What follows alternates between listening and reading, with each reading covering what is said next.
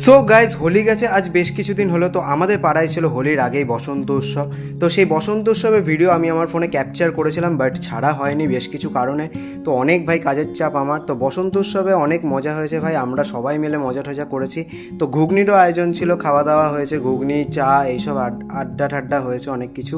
তো সেই ঘুগনিও আমি খেয়ে নিয়েছি চটপট, এবং এই যে ঘুগনি নিয়ে আমি চলে গেলাম। এবার বসন্ত উৎসবের ডেকোরেশনটা আমার মারাত্মক লেগেছে পাড়ায়।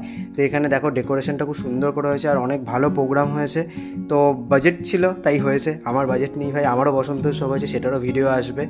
তো তারপরে আমরা একটু নাচা গানা দেখে নিলাম পাড়ার মহিলাদের। তারপরে এখানে অনেক গান টান অনেক কিছু অনুষ্ঠান হলো। তারপর চলে এলাম আমার পাড়ায় মহাপ্রভু পুজোর যে অনুষ্ঠান সেখানে। তারপর চলে এলাম ন্যাড়াপুরা দেখতে আমাদের সমাজবাড়িতে।